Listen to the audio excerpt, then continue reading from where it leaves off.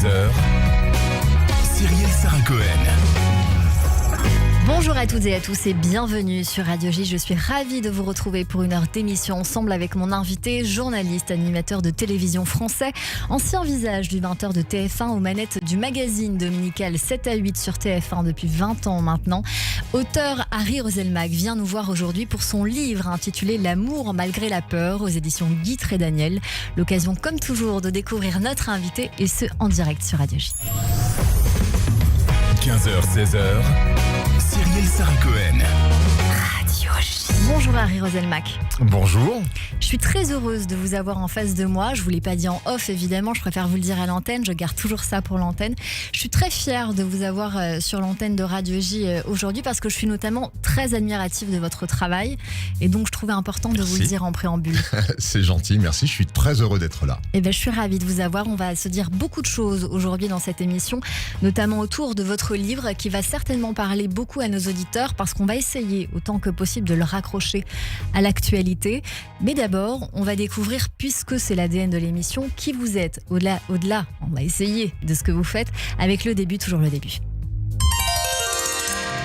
Harry Roselmack, je crois savoir que vous êtes né un 20 mars dans les années 70. On peut être un peu précis? Je croyais que par pudeur, vous ne vouliez pas donner l'année n'ira pas précise, jusqu'au bout mais par non, pudeur. Si, 1973. Tout va bien. Pas de problème, j'assume. Vous allez grandir avec un frère et une sœur, entourés de votre père, CRS, et d'une maman employée de la Poste, tous deux d'origine martiniquaise. Quel genre d'enfance vous diriez que vous avez eu?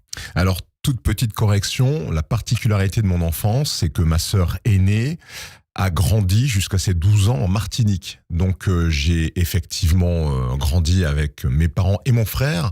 Et avec ma sœur, on avait une relation un peu à distance qui a été pour moi très enrichissante parce que on communiquait, alors à partir du moment évidemment où j'avais appris à écrire, mais de nos 9 à nos 11 et 12 ans, on a communiqué par lettres. Et je crois que mon rapport à l'écriture, parce que l'écriture, c'est quelque chose qui définit ma façon de me mettre en action dans le monde, ça passe toujours ou quasiment toujours par l'écriture. Je pense que j'ai découvert la force de l'écriture dans ce lien avec ma sœur qu'on a pu de cette façon-là nourrir, entretenir. C'est très intéressant aussi parce que c'est une ouverture sur autre chose. Sur une autre éducation, sur un autre, je ne vais pas dire pays, mais un autre pays. Donc on est clairement dans peut-être une curiosité aussi.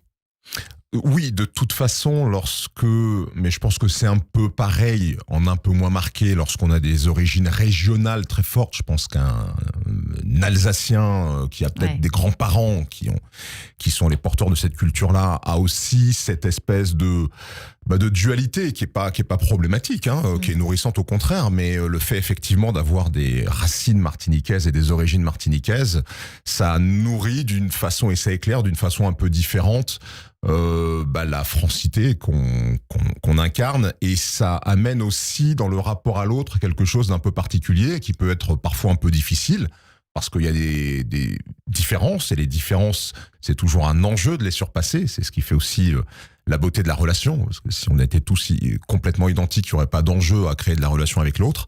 Mais oui, c'est vrai que ça amène quelque chose de particulier, une sensibilité particulière en tout cas, c'est sûr. Ça fait de vous quel genre de petit garçon ? Un petit garçon, j'ai envie de dire ordinaire. J'étais bon élève, mais pas excellent élève.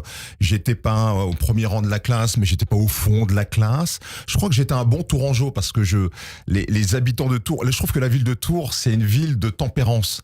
C'est pas une ville que je qualifierais de radicale. C'est une ville qui invite, à la tempérance, au juste milieu, mais peut-être aussi à cette absence d'excès qui permet de trouver la bonne voie et de trouver la solution. Donc moi, je pense que en ce sens, je suis un enfant de Tours. Donc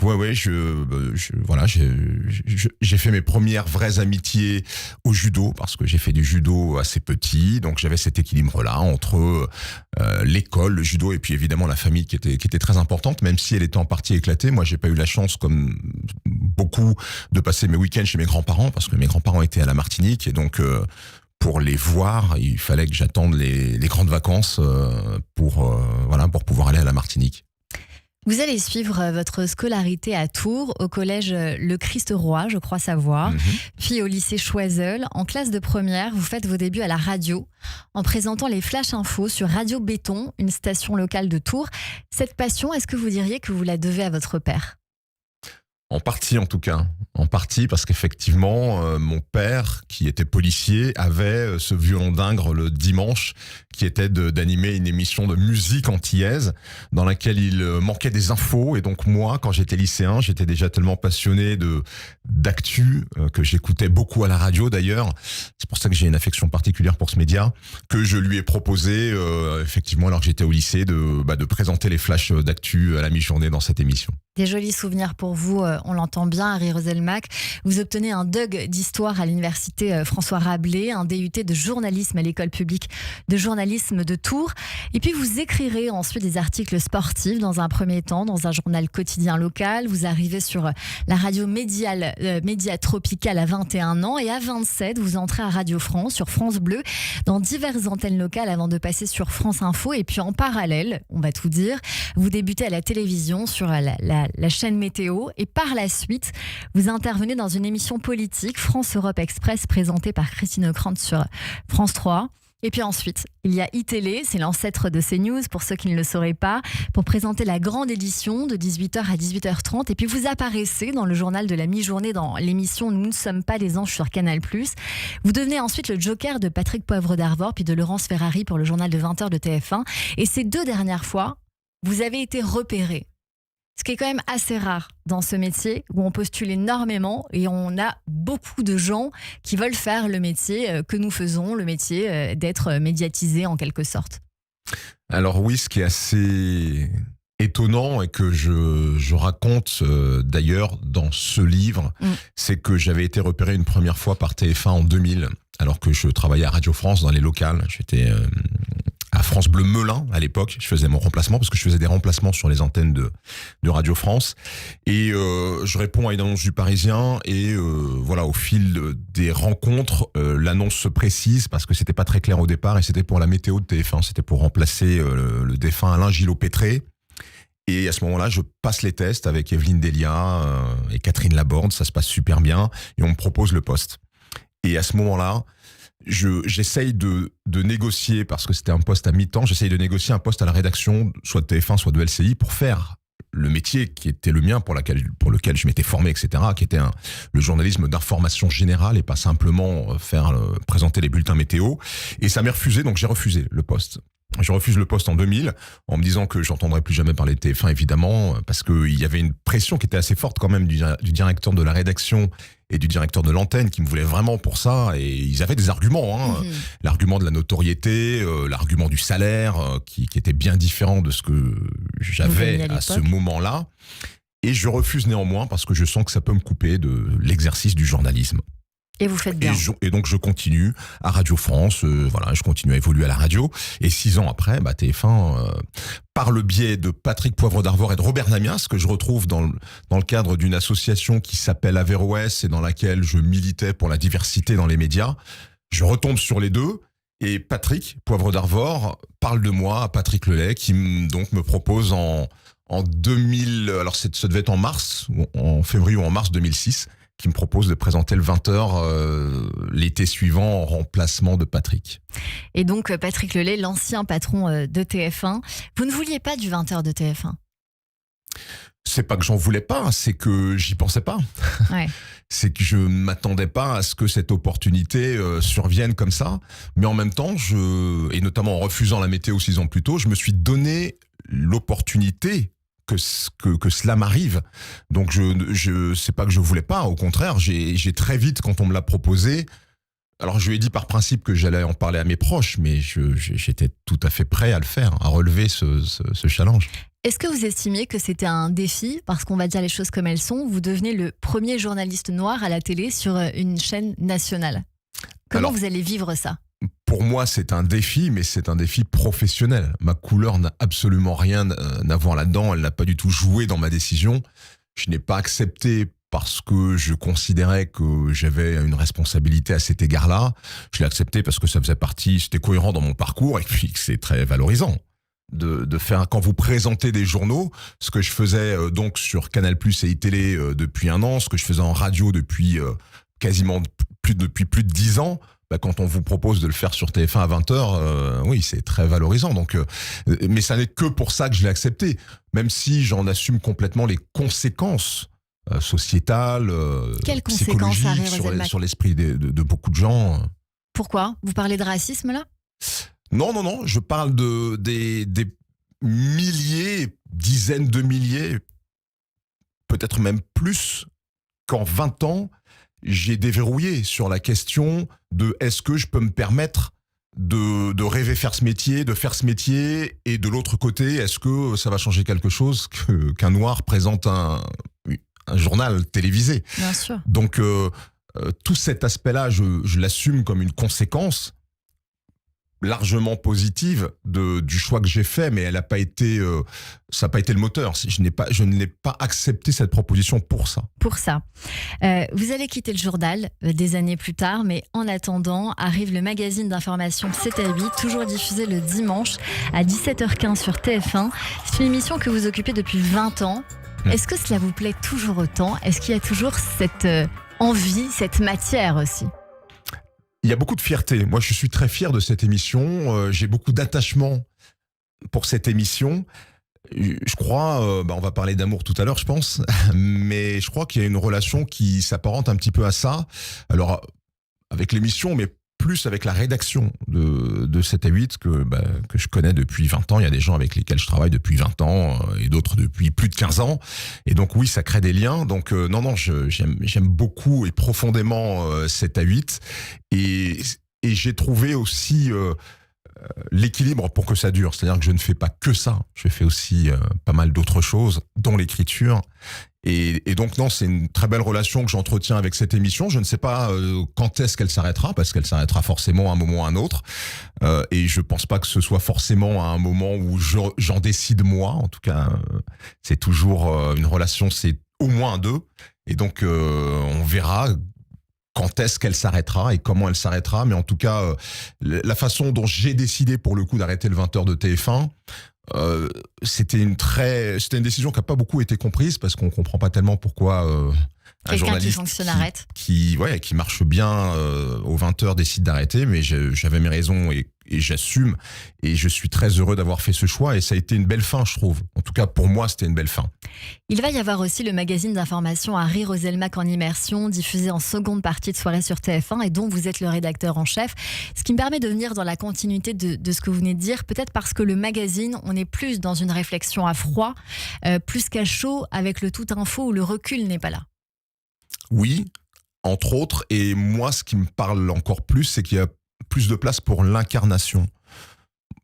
Pour moi, si je suis devenu journaliste, ma vocation de journaliste, elle repose sur mon intérêt des gens. Enfin, les gens m'intéressent, l'humain m'intéresse. J'ai envie de comprendre ce qu'il vit. J'ai envie de comprendre ce qu'il est avec ses différentes identités. Aujourd'hui, j'ai envie, avec la casquette de métaphysicien, de comprendre ce que l'on est et non pas qui l'on est. Donc, moi, l'humain, sous toutes ses facettes et sous toutes ses couches, m'intéresse. Et donc, le magazine, ça donne plus de place à ça, y compris 7 à 8. 7 à 8, c'est un magazine qui repose sur, nous, on dit les stories de l'actualité, c'est-à-dire qui repose sur des gens qui vivent des choses. On peut pas faire un magazine 7 à 8 si on n'a pas vraiment des accès avec les gens et qu'on puisse les accompagner, passer du temps avec eux. Et pour moi, c'est cette incarnation-là qui fait tout l'intérêt du métier de journaliste. Donc effectivement, la forme magazine, la forme documentaire est une forme qui me correspond plus sans doute que la forme news. On va y venir parce que vous l'avez dit, vous allez faire d'autres choses. Mais d'abord, j'ai envie de vous montrer cette petite carte postale Harry Roselmack parce qu'en parallèle, vous allez rejoindre la station de radio RTL pour animer chaque samedi le journal inattendu. Il y a une petite dédicace et j'aurais voulu que vous la lisiez parce que je l'ai gardée précieusement depuis 15 ans. Ah, pour Cyrielle. Une future consoeur. Voilà, Ah ouais. je trouvais que c'était joli parce que dans la continuité de votre ouvrage, vous dites que parfois il faut manifester ce qu'on souhaite pour arriver à ce qu'on rêve finalement. Et donc je me dis que cette carte en était le témoignage puisque je suis en face de vous et que vous êtes en face de moi aujourd'hui dans mon émission. Vous allez y rester 2 années et puis vous vous consacrez au magazine, à la production de films qui vous tiennent à cœur et je voulais vraiment qu'on en parle parce que vous y êtes aussi à l'écriture, notamment des longs métrages Fracture et l'État républignal qui est peut-être plus un documentaire d'ailleurs, un combat pour la vérité et la justice. Ce sont des sujets au cœur de l'actualité en ce moment. Parlez-nous de ces 2 films.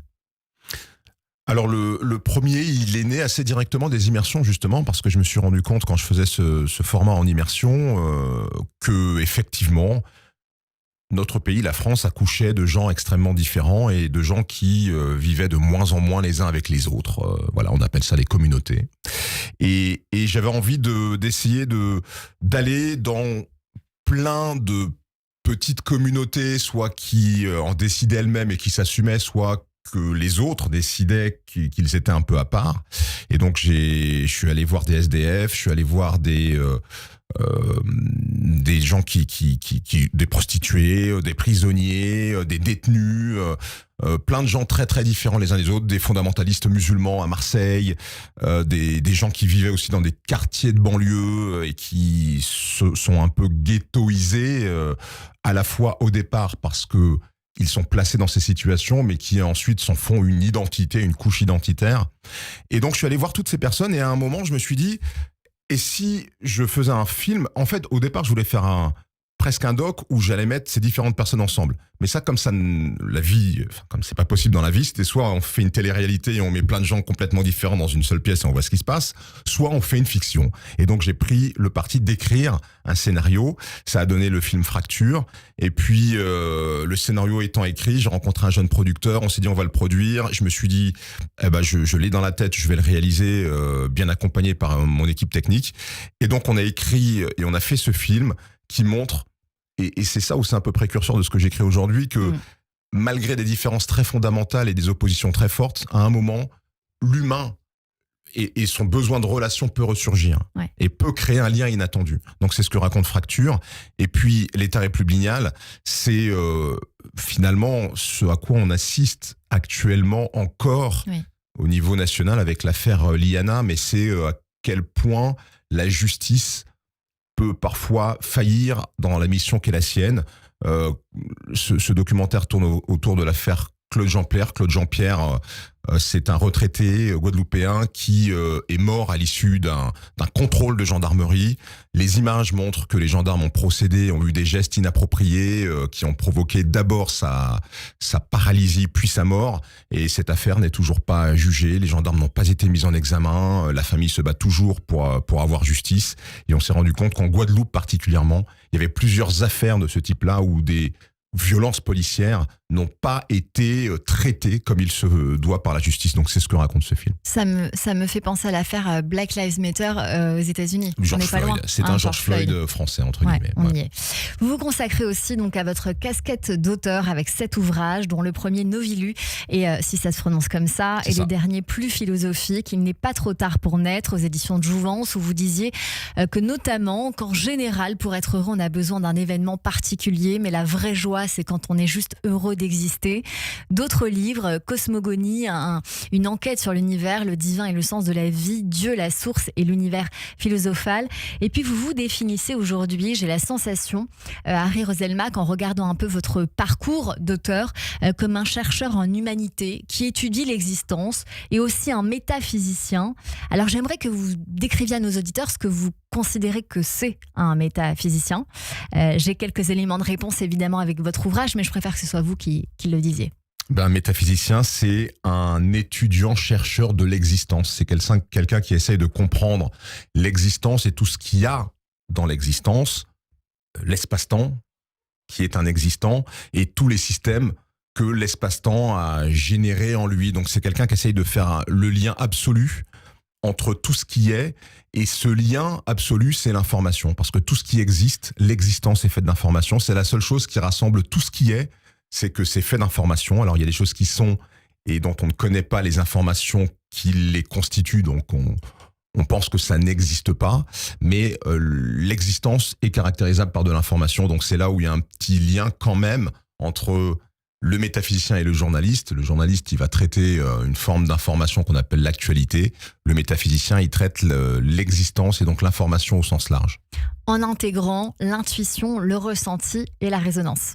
Oui, parce que c'est d'abord une démarche rationnelle qui utilise un raisonnement cartésien, mais effectivement, quand vous avez l'ambition de raconter l'espace-temps depuis son début absolu, eh bien, il y a des choses qu'on ne peut plus, il y a un moment où on ne peut plus être dans la démonstration. Il y a un moment où on est dans une argumentation, où il y a des hypothèses qui sont plus probables que d'autres, plus robustes que d'autres. On est dans de la statistique, ce qui est assez caractéristique aussi du quantique. Quand il n'y a pas la matière, on sait qu'il y a des probabilités différentes de constitution des particules élémentaires qui font la matière. Et bien, quand on remonte à ces époques-là, il faut être effectivement dans un raisonnement qui est un raisonnement d'ordre argumentaire et qui, à côté de la raison, fait intervenir ou en tout cas assume l'apport de l'intuition. C'est l'intuition qui va donner un résultat et ensuite le raisonnement rationnel va essayer de l'argumenter, ce résultat. Du journalisme à la philosophie, du cinéma à l'écriture, on va le voir, on sent que votre parcours est guidé par cette quête profonde de sens et vous dites quelque chose, le sens, on va y venir dans un instant parce que je vois que le temps tourne et je ne vais pas diffuser cet extrait maintenant, mais vous dites dans votre livre que notre vérité, elle est en dehors de nous. Et je trouve ça très intéressant d'appuyer sur ce point-là parce qu'on a tous la sensation, je ne veux pas généraliser, mais qu'on a notre vérité à l'intérieur de nous, que nous savons, que nous avons observé, qu'avec le recul, les années, on a la sagesse, alors qu'en vérité, peut-être que nous ne savons rien.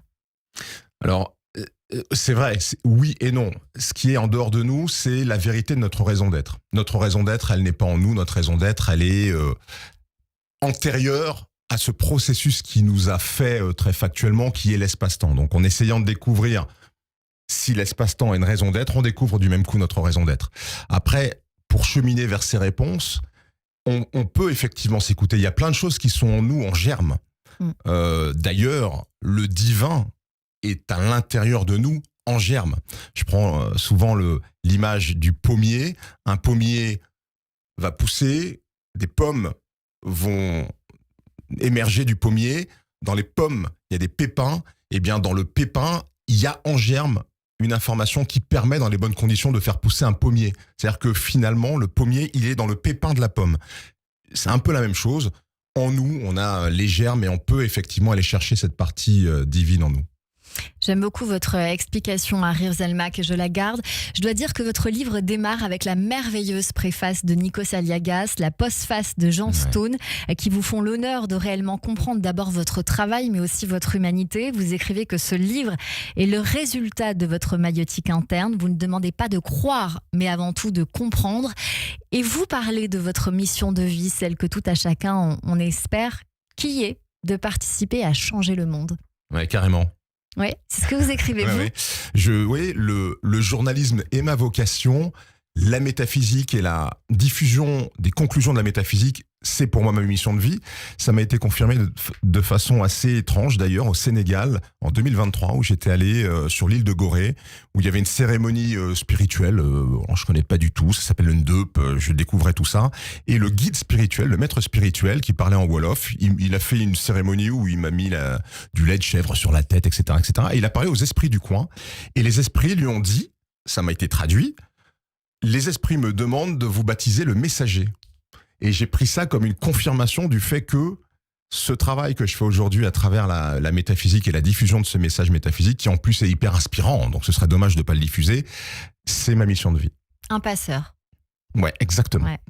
On va continuer cette émission avec vous et on rentre dans le détail de votre ouvrage, Harry Oselmak, avec votre livre L'amour malgré la peur aux éditions Guy Trédaniel. Vous restez avec nous, mes chroniqueurs nous rejoignent également, mais tout de suite c'est le rappel des titres sur Radio J.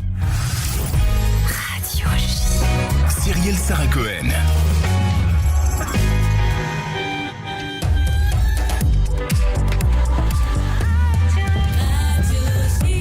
15h30 sur Radio J. Bonjour et bienvenue. Tout de suite, le rappel des titres avec Nina Alouche.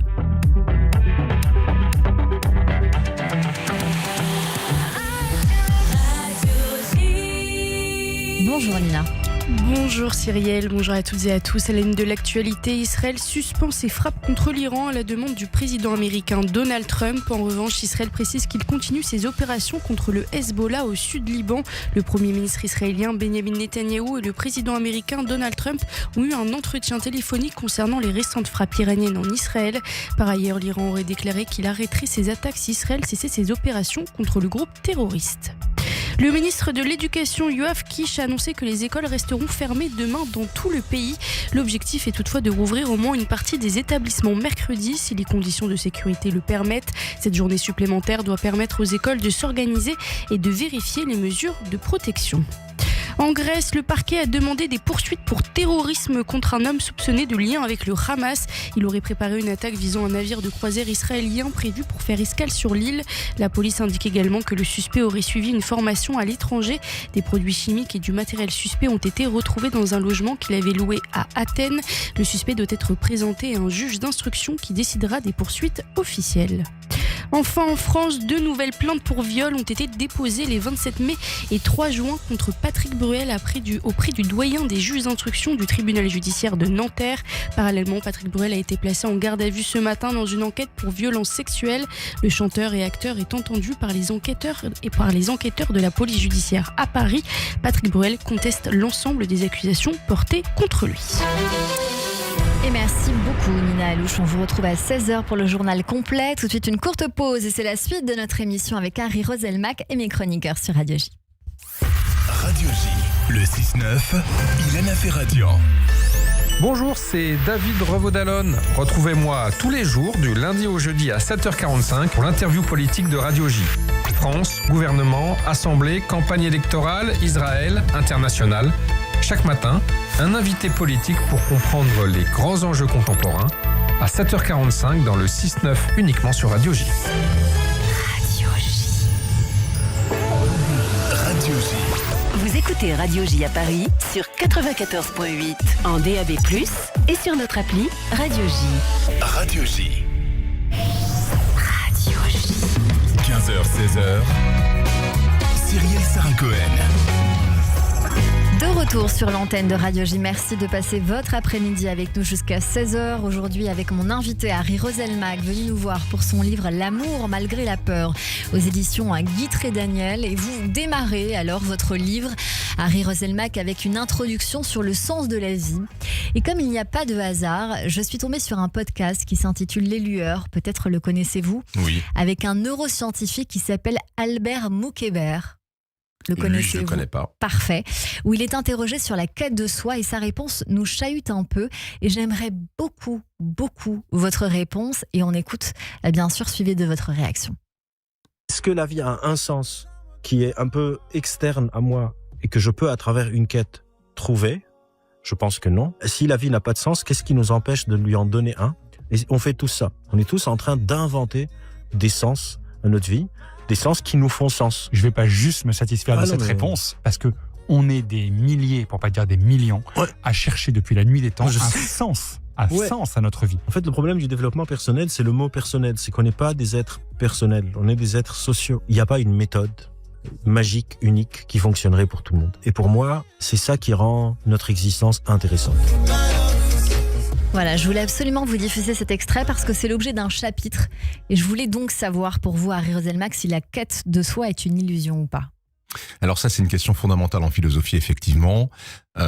Et la personne qu'on vient d'entendre a raison sur le constat. Je suis à l'opposé de sa réponse, mais elle a raison sur le constat. C'est-à-dire que soit la vie a un sens général, a une raison d'être. Si nous avons une raison d'être, le sens de la vie nous est imposé. En tout cas, il nous est proposé, il nous est suggéré et il est légitime pour tous. Puisque on ne peut pas s'extraire de la nature. On peut s'extraire de telle et telle condition, on peut s'extraire de l'intérêt de l'autre, mais on ne peut pas s'extraire de la nature. En revanche, si on estime que la vie n'a pas de sens, c'est-à-dire que la vie ne répond pas à un projet plus global, effectivement, c'est à nous de définir le sens de la vie, mais en fonction de quels critères ? C'est-à-dire que là, ce sont nos intérêts qui sont pleinement légitimes. Et d'ailleurs, Dostoïevski le traite très bien dans son livre Les Frères Karamazov, où il y a une phrase qui est incroyable, mais qui dit tout, et qui dit « Si Dieu n'existe pas, alors tout est permis ». Parce que s'il n'y a pas de raison légitime qui privilégie le bien au mal, si le bien et le mal ne dépendent que de mon intérêt personnel ou affinitaire, ou l'intérêt des miens, on va dire, eh bien, à ce moment-là, le bien et le mal sont relatifs. Si le bien sert mes intérêts, il est positif, il est à mettre en œuvre. Si le mal sert mes intérêts, il est aussi légitime que le bien. Moi, je crois donc au contraire de la personne qu'on vient d'écouter, et je ne le crois pas.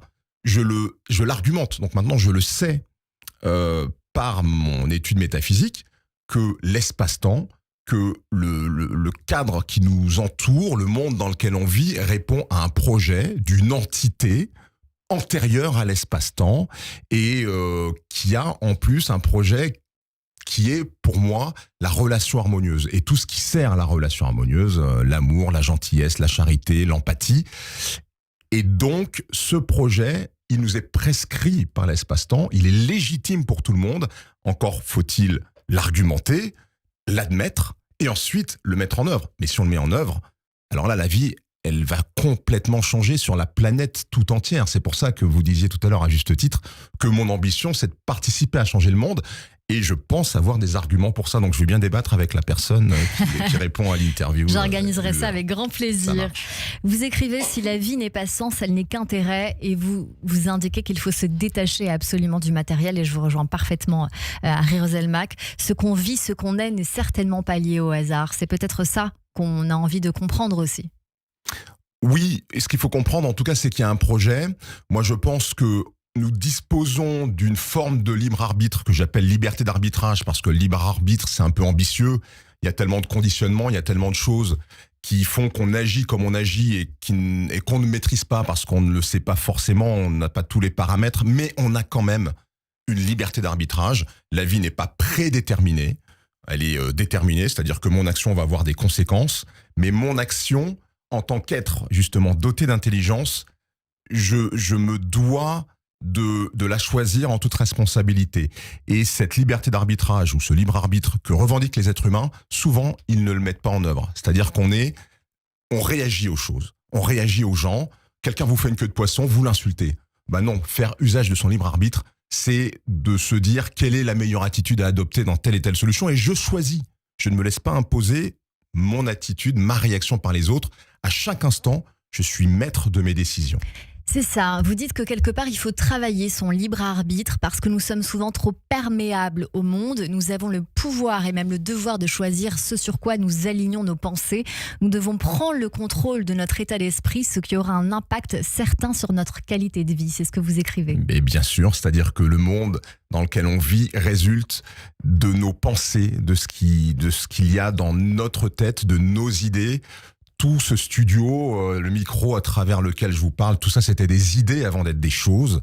La façon dont on interagit les uns avec les autres, ce sont, dans la plupart des cas, en tout cas chez les personnes qui sont saines d'esprit, des comportements qui sont décidés. Donc si on décide de changer de comportement, la vie va changer dans cette planète. Et il y a un truc important que j'essaye de faire comprendre à travers ce livre, c'est que, évidemment, aujourd'hui, la peur, elle aiguillonne beaucoup de nos comportements. Donc, elle nous fait adopter des comportements de repli sur soi, de violence, de protection, de prédation, de délimitation pour pas que l'autre vienne nous embêter, etc., etc. Et ça, c'est légitime parce que la peur, elle nous a accompagnés dans notre évolution. Elle est garante de notre survie. Il est sain d'avoir peur. Quelqu'un qui n'a pas peur, il se met en danger. Néanmoins, il y a quelque chose qui est plus fondamental que la peur, c'est l'amour. Parce que la peur, elle doit avoir des raisons. Quelqu'un qui a peur et qui n'identifie pas les raisons pour lesquelles il a peur, c'est déjà problématique. Il faut peut-être consulter, sans que ce soit péjoratif, mais pour comprendre pourquoi on a peur. Alors que l'amour, il n'y a pas de raison d'aimer. D'ailleurs, on ne demande jamais à quelqu'un pourquoi il est amoureux. On peut lui demander pourquoi il est amoureux de telle ou telle personne, mais on ne demande jamais à quelqu'un pourquoi il est amoureux, parce que ça coule de source, parce qu'on est fait pour ça et qu'on le sent. Et ça, il faut laisser rayonner en nous. Et pour ça, il faut diminuer le niveau de peur général pour laisser rayonner cette aspiration à la relation harmonieuse qui est encore une fois notre raison d'être. C'est ce que vous dites, cette peur qui nous éloigne non seulement de l'amour, mais aussi de la quête philosophique et métaphysique qui sont, selon vous, les buts fondamentaux de notre existence. C'est donc de notre responsabilité de dépasser ce plan de la peur. Et alors, bon, je ne veux pas tout détailler, mais avec lequel jouent les politiques, les écologistes pour déclencher en nous des réflexes primaires à l'opposé, donc de l'harmonie, de la bienveillance et de l'amour qu'on doit développer. Vous dites aussi, Harry Roselma, que l'amour, c'est transcendant. C'est ce que vous venez de dire, oui. C'est transcendant, mais ça m'intéresse ce mot transcendant. C'est quelque chose qui n'a pas à s'expliquer. Ça nous vient d'ailleurs. Si je vous montre à tous les trois autour de cette table la photo d'un bébé lion qui a quelques heures ou quelques jours, on va tous trouver ça mignon et on ne sait pas pourquoi. C'est parce que on est fait pour ça, on est fait pour la relation, on est fait pour aimer. Et donc, il n'y a pas besoin d'expliquer l'amour, il n'y a pas besoin de le justifier. Dans cet essai métaphysique, vous enquêtez sur l'existence et vous livrez des clés de compréhension qui peuvent nous sauver de l'apocalypse vers laquelle nous semblons nous diriger. Est-ce que quelque part, quand vous dites apocalypse, vous parlez notamment de ces guerres qui nous tourmentent beaucoup en ce moment ? Bien sûr, tous les conflits sont liés d'une façon ou d'une autre à la peur. Je me permets, puisque je suis sur Radio J, de raconter une petite conversation que j'ai eue avec un copain qui vit en Israël et qui me disait, mais vous en France, en fait, et avant il vivait en France, il vivait en région parisienne, il a grandi avec des blagues, des beurres, il vivait en banlieue et il est parti, il a fait son alia, il vit aujourd'hui près de Tel Aviv. Et il me dit, vous ne pouvez pas comprendre en fait la réaction, l'état d'esprit dans lequel nous sommes ici, parce que quand vous vivez dans ce pays, vous ressentez dans vos tripes que certains autour de vous veulent votre disparition. Et ça provoque une angoisse, ça provoque une peur qui fait que même des choses inacceptables, parce que moi je le connais, je sais qu'il y a plein de choses qui sont faites politiquement aujourd'hui par les autorités israéliennes avec lesquelles il n'est pas aligné. Mais il me dit, on ne peut pas complètement rejeter ça parce que il y a cette peur, cette angoisse, et cette angoisse existentielle, c'est-à-dire que on se dit que certains veulent notre disparition. Et donc, cette peur, elle est à l'origine des actes conflictuels et elle est à l'origine aussi d'une forme d'acceptation et de consensus autour de ces actes conflictuels. Et ça, c'est vrai dans tous les camps. Là, je prends cet exemple-là parce qu'il m'a été donné, mais c'est vrai aussi en face, ce que je veux dire. Donc, si on arrivait tous à se débarrasser de ces peurs qui sont pas légitimes. Encore une fois, il y a des peurs qui sont légitimes. Si vous êtes sur la route et qu'il y a un camion qui arrive en face de vous, il faut pas discuter la peur. Et d'ailleurs, à ce moment-là, vous n'avez même pas le temps de penser, la peur, elle prend le contrôle. Lorsque la peur, elle prend le contrôle, sans même qu'elle vous fait agir, sans même que vous ayez le temps de réfléchir, c'est qu'elle est légitime. Et à ce moment-là, ok pour la peur.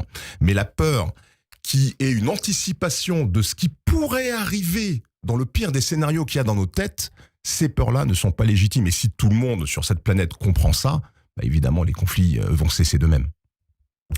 J'aurais envie de faire une émission entière avec vous, Harry Roselma, autour rien que de la dernière phrase que vous venez de faire. Le temps tourne et ça me frustre énormément.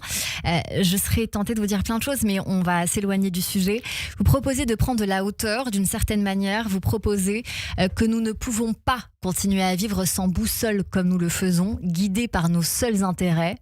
Donc la bonne direction, finalement, je crois que j'ai la réponse, c'est en ne comprenant pas que notre salut en tant qu'espèce réside dans l'unité, nous évoluons vers l'autodestruction. Exactement.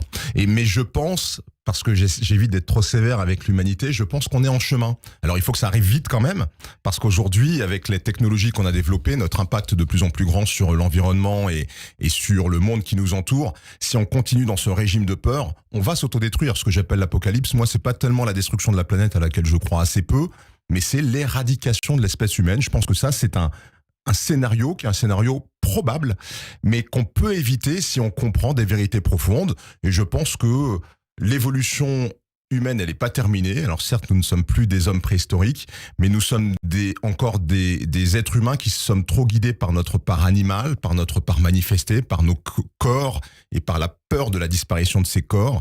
Écoutons nos esprits, grandissons à ce niveau-là, développons de la sagesse et l'espèce humaine vivra très longtemps et en harmonie sur cette planète. Et les paradis qu'on espère souvent pour une vie future, c'est là qu'il faut essayer de les mettre en œuvre et je pense qu'on peut le faire, mais il faut juste comprendre des choses essentielles. Harry Roselmack, on clôture le sujet de votre ouvrage. Je vous sais passionné de musique. Vous êtes au cœur d'un projet Humanitown avec notamment David Berdugo, plus connu sous le nom de Goldé Music. Un tout petit mot avant de passer à la chronique de Fabien Martin. Humanitown, comme son nom l'indique, c'est encore une entreprise qui est dirigée vers les êtres humains. C'est pour ça qu'elle m'intéresse et c'est de proposer aux artistes musiciens indépendants des moyens de se former plus facilement et des moyens de collaborer et de générer de la musique en gagnant des profits beaucoup plus substantiel que ce que permet aujourd'hui l'industrie musicale qui appauvrit, qui rend extrêmement précaires les artistes. Donc on a créé cet écosystème avec deux David d'ailleurs, Abakan et Goldie, et on lance cette initiative pour permettre à la musique humaine qui est concurrencée aujourd'hui par l'IA, de trouver son espace et de continuer à nous faire vibrer avec des vraies créations, une vraie intuition, etc. Voilà pour tous les artistes indépendants qui nous écoutent et les coups de cœur que nous avons beaucoup reçus dans cette émission. Une start-up qui pourrait donner très envie. Tout de suite, on écoute religieusement les découvertes musicales justement de Fabien Martin. Radio J. Bonjour Fabien Martin. Bonjour Cyrielle, bonjour tout le monde. J'espère que vous allez bien. Une fois n'est pas coutume, avant de parler musique pure, on va parler littérature, mais tout en restant dans le domaine musical, vous allez comprendre pourquoi. J'avais en effet envie de vous parler du premier roman de Christelle Poujol, Réminiscences souterraines, où elle raconte un parcours, des rencontres, l'apprentissage de la douleur et les parenthèses jamais refermées, le tout guidé par les chansons d'Hubert Félix Thiéfaine. Thiéfaine, bien sûr, c'est un artiste à part dans le paysage musical français, un artiste qui a su construire une discographie faite de rock et de lyrisme noir, remplir des zéniths sans jamais passer ni en radio ni en télé. Et c'est donc cette poésie qui a inspiré et accompagné la vie et le récit de Christelle Poujol. Le livre s'appelle Réminiscences souterraines, c'est à lire et vous le trouverez en commande sur Internet.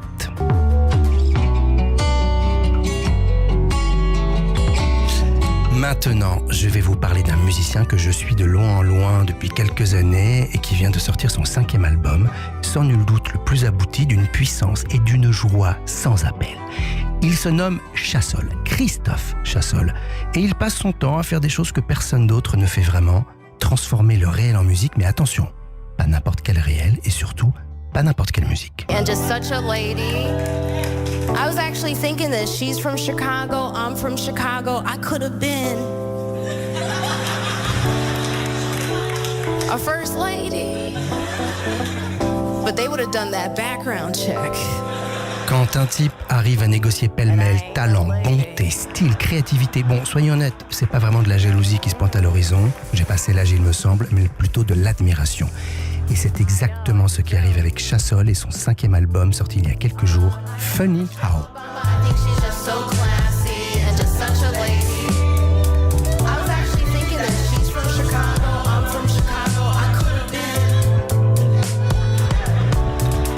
Pianiste et compositeur français, formé au piano classique et au jazz, Chassol a grandi à Issy-les-Moulineaux dans les 9-2, mais c'est la Martinique, terre d'origine de ses parents, qui a toujours habité en lui, comme un territoire à retrouver pour mieux se reconnecter à son histoire familiale. If you've ever gone to a stand-up comedy show or watched a comedy movie, you've participated in these industries. Biologically, laughter is a human universal. On l'a vu déployer son talent pour Phoenix, Sébastien Tellier, le grand Frank Ocean, mais surtout, il a réussi à construire un langage musical appelé l'ultrascore, basé sur l'utilisation et l'harmonisation des sons du quotidien, que ce soit la parole, les bruits de la rue ou ceux de la nature. Separated by about 1/5 of a second. Laughter is usually full of vowels as well, hence the familiar ha-ha. Quand on dit que Chassol est musicien, pianiste, compositeur, en fait, on n'a pas dit grand-chose. Parce qu'avant tout, Chassol, c'est une créature, pas juste un créateur. Une créature qui se montre aux yeux du monde et que tout est aligné. Les planètes, bien sûr, mais aussi le chant, l'écriture, la présence, la façon de parler, de se mouvoir, de porter un t-shirt froissé ou un costume cintré, de se passer la main dans les cheveux. Quand il n'y a plus de questionnement, mais juste une évidence, tellement on a porté au plus profond de soi son projet et tellement on a nourri la bête et que tout cela ne fait plus qu'un. Live my life day to day, and if I see something weird, or I hear something weird, or I think of something weird, I make a note. I write something down, and always start with Alors donc, le nouveau projet de Chassol, c'est le stand-up américain. Un truc qu'il avait dans la tête depuis longtemps. La nouveauté ici, c'est qu'il fusionne la soul music et les voix d'humoristes américains. Vous avez dû voir sur internet des vidéos de discours d'hommes politiques où des internautes s'amusent à jouer de la flûte, de la trompette ou du piano dessus en prenant note pour note la parole entendue. Chassol, en fait, reprend ce concept mais va plus loin, beaucoup plus loin. Il pousse le bouchon jusqu'à en faire des compositions d'une beauté folle, entourées de choristes et de musiciens extraordinaires. Entre Chicago, New York et Los Angeles, il a commencé à élaborer une expérience à laquelle il pensait depuis longtemps, transformer de la prosodie en mélodie et la faire ensuite chanter par des chœurs. What is stand up? Like stand up is people trying to make other people feel better about their life through their own pain. Chassol ne s'est pas contenté d'enregistrer des artistes de stand-up, il les a surtout filmés. Et ce sont ces films qu'il projette lors de ses concerts et par-dessus lesquels lui et ses musiciens jouent ses compositions. Et ça tombe bien, parce que Chassol sera en concert notamment à Paris au Folies Bergères le 30 novembre 2026. Et merci beaucoup Fabien Martin. Chassol, que vous connaissez bien, Harry Roselmack. Il est de la Martinique comme moi et j'adore. Tout de suite, c'est le billet du jour avec Adèle Salomon. Le billet du jour. Bonjour Adèle. Bonjour Cyrielle, bonjour à tous et bonjour Harry Roselmack. Bonjour. Harry Roselmack, vous êtes ici pour nous parler de votre livre « L'amour malgré la peur », sous-titre « L'amour divin et la peur animale, notre dualité fondamentale, une philosophie pour affronter notre plus grand défi ». Voilà, quand j'ai lu ça, je ne savais pas si je lisais la 4e de couverture d'un essai métaphysique, le synopsis d'un film d'auteur, un prospectus pour une secte ou le futur sujet du bac philo. Mais dans cet essai inspirant, Harry Roselmack, vous nous livrez donc les clés pour nous sauver de l'apocalypse vers laquelle nous semblons nous diriger. C'est quand même un sacré programme. Moi, ce matin, mon plus grand défi, c'était de trouver 2 chaussettes propres. Vous arrivez et vous nous dites « Je propose une voie philosophique pour éviter l'effondrement de l'espèce humaine ». On n'a pas tous les mêmes to-do list. Et puis, est-ce que l'effondrement de l'espèce humaine, ce serait si grave ? Franchement, ce week-end, j'étais à un mariage, j'étais ronde comme une queue de pelle après avoir bu mon pot en champagne, j'ai vu des photos le lendemain, je suis pas sûre que ce soit nécessaire de me sauver à titre très perso. Alors... Mais si. On a besoin de vous. Alors, comment chasser la peur et redonner toute sa place à l'amour ? Bonne chance. Ça fait 4 ans que ma psy essaye de chasser ma peur de l'abandon pour que je sois capable de faire confiance à quelqu'un. Et au vu de ma vie sentimentale actuelle, on peut pas dire que ce soit une franche réussite. Parce que moi, j'ai peur de plein de choses, vraiment plein. Il y a quelques jours, j'ai vu une araignée dans ma salle de bain, au-dessus de ma baignoire. Donc j'ai crié, j'ai refermé la porte et depuis, je me lave au liquide vaisselle dans ma cuisine.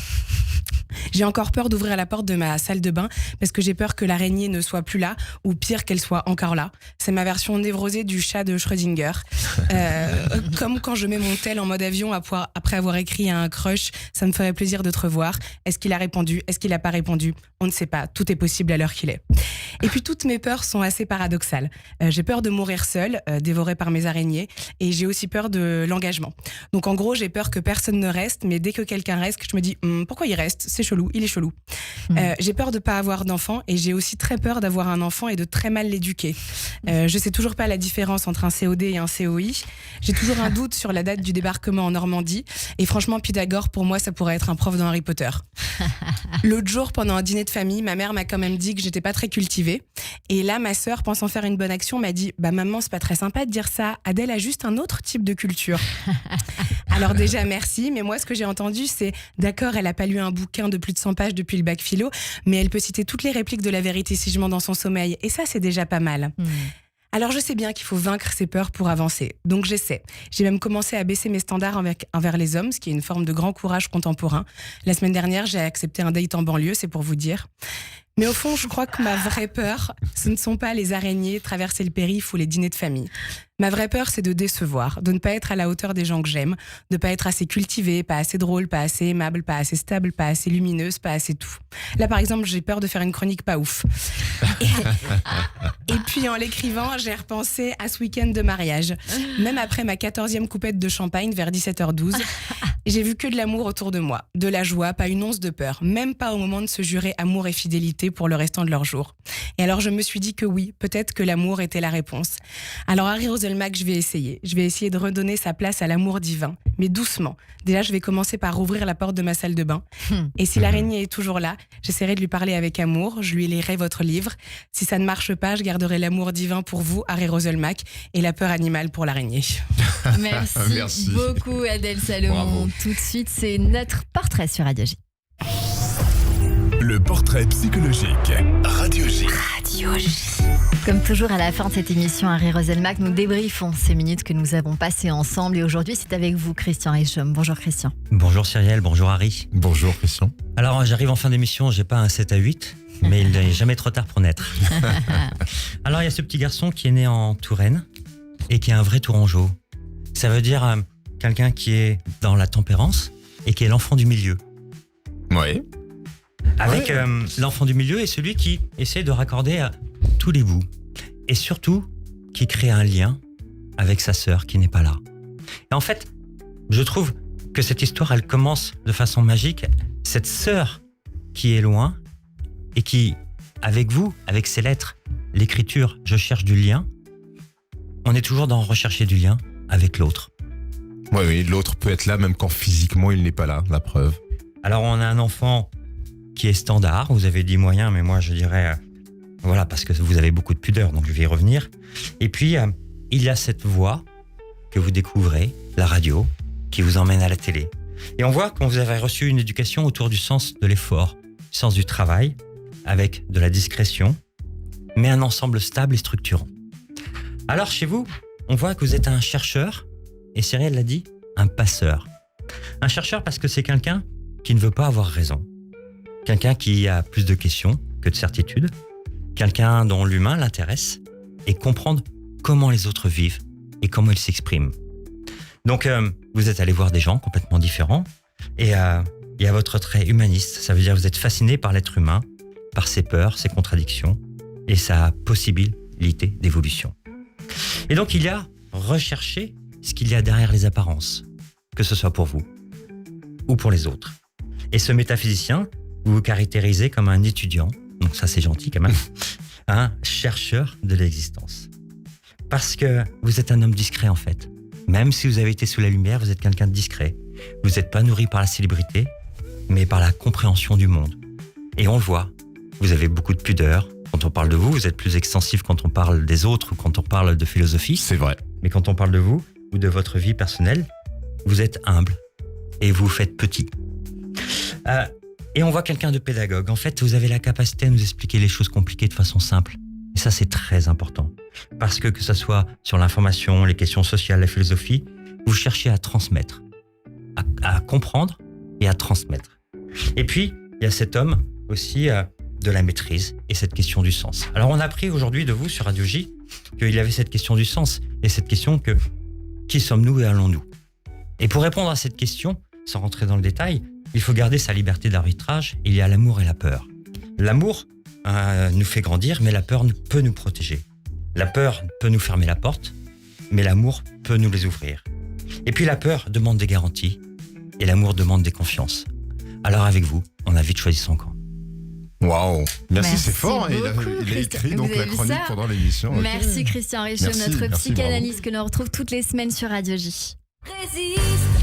Je me suis dit que pour finir cette émission, ceux qui ont lu votre livre, qui vont le lire, comprendront le clin d'œil à France Gall et Michel Berger avec cette chanson Rési. Vous êtes venu nous voir à Harry Roselmack pour votre livre L'amour malgré la peur aux éditions Guîtres et Daniel. Merci beaucoup d'être venu sur Radio J. Merci Cyrielle. C'était un bonheur. À très vite. Merci à toutes et à tous de nous avoir suivis et rendez-vous demain dès 15h avec Jacques Expert pour son livre L'ascenseur chez Calman Lévy. À demain sur Radio J.